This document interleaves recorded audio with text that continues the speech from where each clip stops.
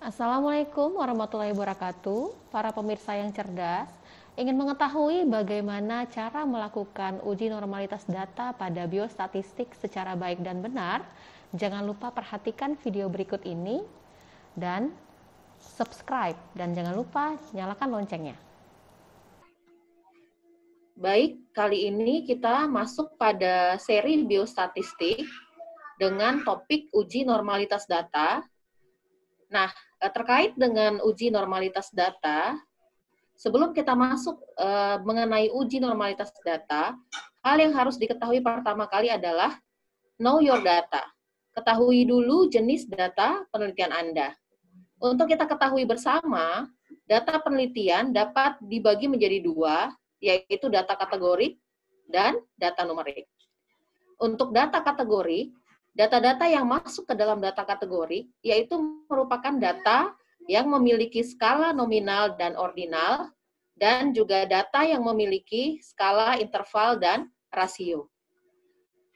Untuk penjelasan masing-masing skala, saya akan jelaskan di sini. Yang pertama adalah skala nominal. Apa yang dimaksud data dengan skala nominal? Untuk data yang termasuk ke dalam skala nominal adalah data-data yang hanya termasuk dalam penggolongan dan merupakan skala pengukuran paling rendah. Sebagai contoh, bila peneliti ingin melihat data dengan perbedaan jenis kelamin atau perbedaan lokasi tempat tinggal. Misalnya jenis kelamin laki-laki dan perempuan, maka data itu termasuk data dengan skala nominal, ya. Kemudian responden dengan lokasi tempat di Medan atau luar Medan, maka itu termasuk ke dalam skala nominal. Kemudian yang kedua adalah skala ordinal. Nah, untuk data yang termasuk ke dalam data dengan skala ordinal, ini biasanya sudah memiliki urutan tingkatan. Sebagai contoh, seorang peneliti ingin melihat perbedaan tingkat pengetahuan, yang mana tingkat pengetahuan dikategorikan menjadi tingkat pengetahuan baik, tingkat pengetahuan sedang, dan tingkat pengetahuan buruk. Nah, untuk data tingkat pengetahuan yang telah dikategorikan ini termasuk ke dalam skala ordinal. Yang berikutnya, skala interval dan skala rasio. Untuk skala interval, biasanya skala ini sudah mempunyai urutan dan tidak memiliki nilai nol mutlak. Contoh paling gampang untuk melihat data yang termasuk ke dalam skala interval adalah temperatur atau suhu. Yang terakhir adalah skala rasio. Nah, untuk skala rasio, skala ini merupakan skala pengukuran tertinggi, menunjukkan tingkatan dan memiliki interval yang sama antar dua nilai yang berurutan. Data yang termasuk ke dalam skala rasio contohnya adalah kadar gula darah, kadar kolesterol.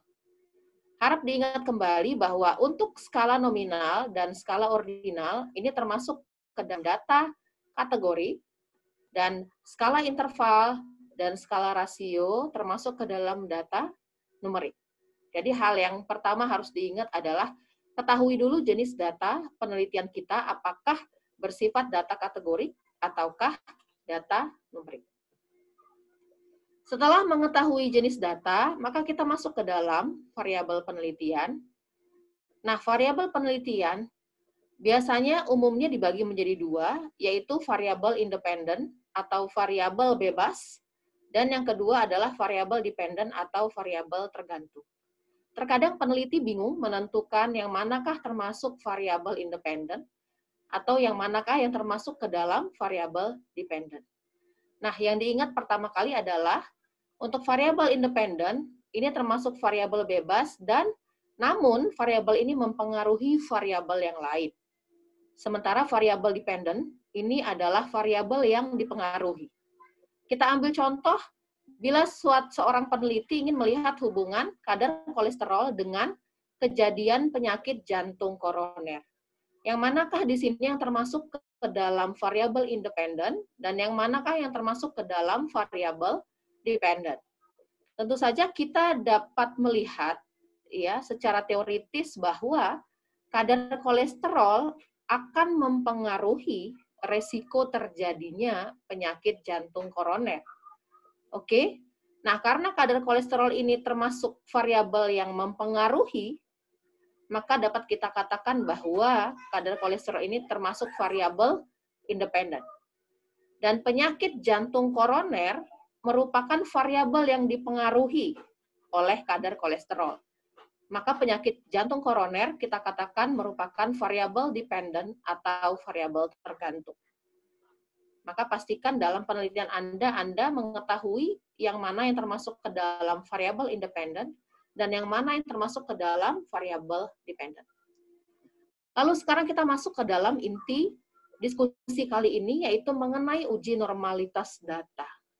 Sebenarnya apakah kepentingan uji normalitas data dalam biostatistik? Jadi ada dua tujuan dilakukan uji normalitas data. Yang pertama adalah apabila peneliti ingin menyajikan data yang bersifat univariat. Oke, sebagai contoh, peneliti ingin menyajikan data hasil kadar gula darah pasiennya. Nah, dalam statistik, penyajian data dapat dilakukan dengan cara mengambil nilai rata ataukah nilai median. Nah, kapan kita menyajikan dalam bentuk rata plus minus simpang baku, kapankah kita sajikan dalam bentuk median, dalam kurung minimal atau maksimal sampai maksimal, ini tergantung pada data yang dimiliki oleh peneliti. Apakah terdistribusi secara normal ataukah tidak normal dalam analisa SPSS. Oke, jadi setelah kita lakukan uji normalitas data, bila data yang kita miliki terdistribusi normal, maka data layak untuk disajikan dengan rata plus minus simpang baku. Sedangkan bila data tidak terdistribusi normal setelah kita lakukan uji normalitas, maka data sebaiknya disajikan dalam nilai median, minimal, maksimal. Yang kedua, kepentingan dari uji normalitas data adalah apabila peneliti ingin melihat hubungan antara dua variabel atau lebih. Kali ini kita bahas saja hanya dua variabel ya, analisa bivariat ya untuk dua variabel. Nah, untuk menentukan hubungan antara dua variabel ya, itu tentu saja peneliti harus memilih apakah yang digunakan adalah uji parametrik ataukah uji non-parametrik. Bagaimana memilih antara kedua uji ini? Kedua uji ini bisa dipilih ditentukan dari hasil uji normalitas data. Jadi bila data terdistribusi normal, maka kita bisa menggunakan uji parametrik, sedangkan bila data tidak normal distribusinya, maka kita bisa gunakan uji non-parametrik. Jadi itulah kepentingan uji normalitas data. Yang pertama adalah untuk penyajian data univariat. Yang kedua adalah untuk pemilihan uji statistik berikutnya pada analisa bivariat. Lalu bagaimanakah kesimpulan dari uji normalitas? Untuk uji normalitas data, biasanya kita gunakan hipotesa 0 di sini adalah data terdistribusi normal. Jadi pada uji normalitas data, hipotesa 0 ini merupakan pernyataan yang netral. Maka di sini kita buat pernyataannya adalah data terdistribusi normal. Sedangkan hipotesa alternatif adalah berarti kebalikannya, adalah data tidak terdistribusi normal. Nah, bila setelah kita dapatkan hasil dari uji normalitas data, P atau nilai signifikansinya kurang dari 0,05, maka keputusannya H0 ditolak, ya. Kesimpulannya data tidak terdistribusi normal. Ya. Nah, harap diingat bahwa nilai signifikansi untuk menyatakan bahwa data itu normal ini berbeda dengan nilai signifikansi yang kita ambil pada saat kita akan melakukan analisa bivariat. Biasanya pada analisa bivariat kita mengambil nilai P kurang dari 0,05. Tapi pada uji normalitas data, kita mengambil nilai P lebih dari 0,05 untuk menunjukkan bahwa data terdistribusi normal. Karena pada uji normalitas data, bila P kurang dari 0,05, itu artinya data tidak terdistribusi normal. Baik, sekarang kita masuk ke dalam contoh kasus. Ya, saya ilustrasikan ada suatu kasus, misalnya seorang dokter sekaligus peneliti mendapatkan dua data, ya. SGPT ini merupakan enzim hati, ya, dan kemudian kadar gula darah dari 30 orang pasiennya. Nah, dapat kita lihat di sini, tabel datanya akan disajikan dalam bentuk tabel Excel, ya. Nah, maka akan timbul di sini dua pertanyaan. Yang pertama untuk analisa univariat. Analisa univariat kita lihat ada dua data, data enzim dan data KGD. Sebagaimana saya jelaskan sebelumnya, ya, untuk kedua data ini, maka kedua data ini termasuk data dengan skala rasio, maka termasuk data numerik. Oke, saya ulangi lagi bahwa uji normalitas data biasanya kita lakukan pada data yang bersifat data numerik. Nah, kalau datanya bersifat data kategorik, tidak perlu kita lakukan uji normalitas data. Oke, baik. Karena data yang kita miliki adalah data numerik, maka tentu saja perlu dilakukan uji normalitas data. Untuk apa? Yang pertama, untuk penyajian data, ya, dan yang kedua adalah untuk pemilihan uji statistik berikutnya apabila peneliti ingin melakukan analisa bivariat atau menilai hubungan antar dua variabel. Nah, apakah yang akan digunakan adalah uji parametrik ataukah uji non-parametrik? Baik, kita lanjutkan kepada demo SPSS-nya. Oke, ini adalah data dari 30 pasien yang sudah dimasukkan ke dalam tabel Excel. Jadi pemirsa bisa lihat di sini urutkan seperti ini, ya. Jumlah pasien kita lihat ada 30 orang. Kemudian data kadar SGPT dimasukkan di kolom kedua, ya. Dengan kadarnya bisa dimasukkan ada 30. Oke, dan kemudian KGD, ya, kadar gula darah kita lihat datanya ada 30, maka datanya sudah termasuk lengkap. Lalu data dari Excel ini bisa kita pindahkan ke dalam SPSS. Baik, inilah tampilan SPSS. Nah, pada tampilan SPSS, kita lihat di sini ini adalah tampilan untuk data view, dan ini adalah tampilan untuk variable view. Hal pertama yang harus kita lakukan pada saat membuka data di SPSS adalah isi variable view. Kita lihat di sini. Nah, pertama kita masukkan tadi kelompok pasien, ya. Oke. Nah, bila datanya bersifat angka, maka pilihlah numerik. Tapi bila datanya bersifat kategorik, misalnya jenis kelamin, ya, lokasi tempat tinggal, ya, Anda bisa memilih string. Nah, kali ini saya untuk pasien, jumlah pasien, saya buat dalam numerik, angka, ya, untuk memastikan bahwa memang 30 orang sudah terinput di dalam data SPSS. Kita klik OK. Width ini adalah untuk kelebaran dari data kategori. Jadi misalnya ini biasanya dalam bentuk kalimat, ya. Desimal, ya, bila tidak ada datanya dalam desimal, maka pilih 0, tapi bila data Anda memiliki desimal, maka tergantung lagi seberapa banyak desimalnya. Biasanya kita gunakan adalah 2 desimal, ya. Ya, seperti itu. Tapi pada kelompok ini kita pilih 0. Nah, di label bisa Anda isi dengan pasien, ya, jadi kelompok ini mewakili label pasien. Untuk value-nya tidak kita isi karena hanya memang numerik. Nah, missing non, kolom non, line ini untuk menentukan data Anda diletak di kiri atau di kanan atau di tengah. Ya, ini tergantung selera dari masing-masing, ya.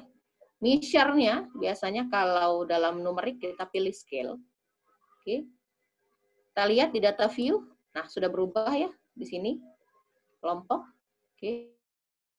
Kemudian kita akan berikutnya adalah data SGPT. Ya.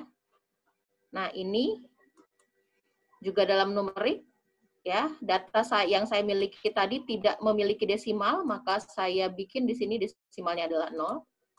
Nah, ini bisa Anda bikin kadar SGPT sebagai contoh.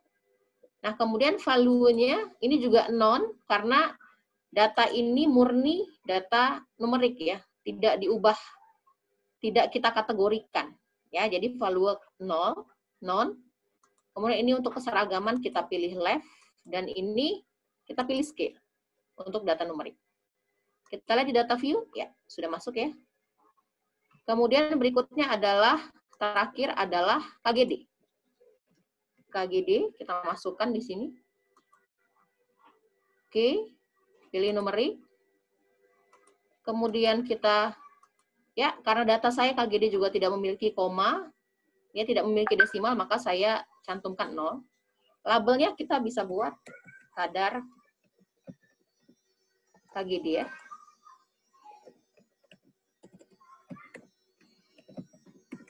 Oke, value-nya non karena datanya murni numerik dan tidak kita kategorikan. Di sini left dan di sini adalah scale. Oke, kita lihat. Ya, sudah masuk semua. Nah, lalu apa yang kita lakukan? Kita bisa copy data dari data Excel yang kita miliki tadi. Ya, ini kita lihat datanya. Bisa kita copy semua. Oke.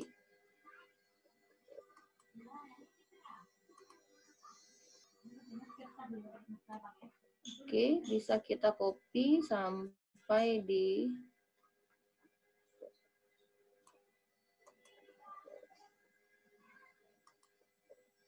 ya.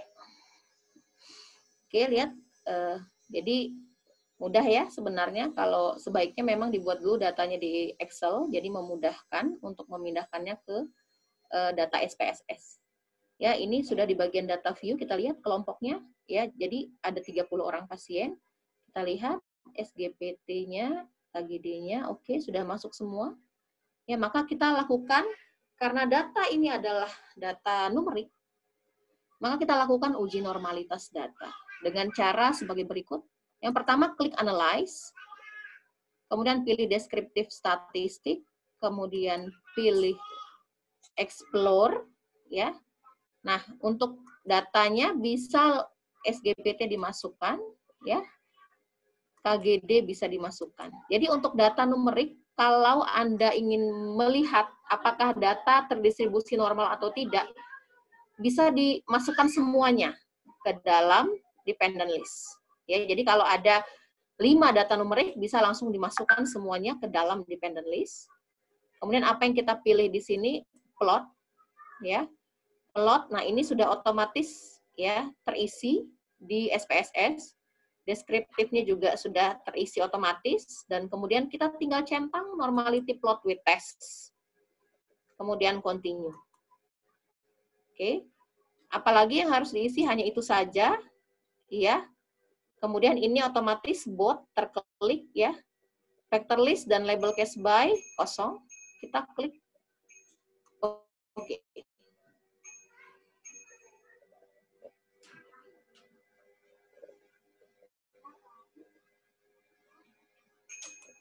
Oke. Nah, beginilah hasil dari output SPSS ya, yang data yang sudah Anda analyze tadi untuk uji normalitas. Kita akan bahas satu-satu. Dari table case processing summary, nah tabel ini tujuannya adalah untuk memastikan bahwa data Anda bersih, artinya semua data sudah terinput, tidak ada yang missing.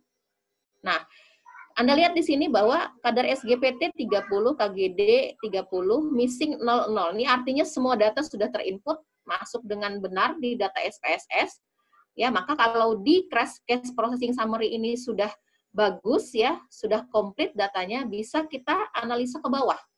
Ya, tapi kalau misalnya di case processing summary, misalnya di missing ini ada N-nya 2 ya. Ya. Kemudian di sini tidak komplit 30, jadinya 28, valid 28, missing 2. Nah, ini berarti kemungkinan ada yang data yang Anda input tidak semuanya masuk dalam data SPSS. Maka diulang lagi. Jangan langsung dibaca ke bawah semuanya, karena dari atas saja sudah salah. Jadi case processing summary tujuannya adalah untuk cleaning. Kita melihat data kita memang komplit, sudah bersih semuanya, ya, tidak ada yang missing. Gitu. Jadi kita lihat di sini sudah bersih semua, maka kita lanjutkan ke deskriptif. Membaca deskriptif, ya. Jadi kalau di deskriptif kita lihat semua kadar SGPT, ya, dalam bentuk nilai ratanya keluar semua, ya. Jadi nilai ratanya 95% confidence interval, kemudian median, standar deviasi, minimum, maksimum, ini keluar semua. Ya, nah ini mungkin peneliti bingung mau memilih yang mana. Ya, maka kita skip dulu ini, kita lihat dulu di test of normality. Jadi untuk test of normality, nah kita lihat di sini ada 2 ya. Kolmogorov-Smirnov, ya, dan Shapiro-Wilk. Nah, yang pemirsa harus ketahui bahwa adalah kapan saya pilih nilai signifikansi untuk Kolmogorov-Smirnov, kapan saya pilih nilai signifikansi untuk Shapiro-Wilk. Ya, ingat, jadi kita mengambil nilai signifikansi dari uji Kolmogorov-Smirnov bila jumlah sampel atau jumlah responden kita lebih besar dari 50.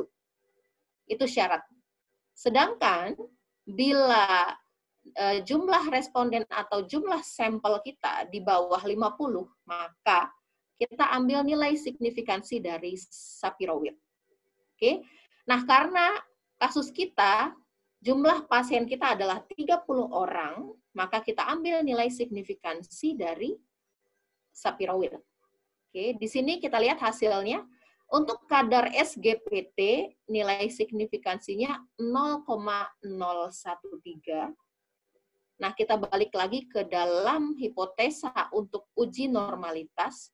Ingat bahwa bila P lebih besar dari 0,05, artinya hipotesa 0 diterima, data terdistribusi normal.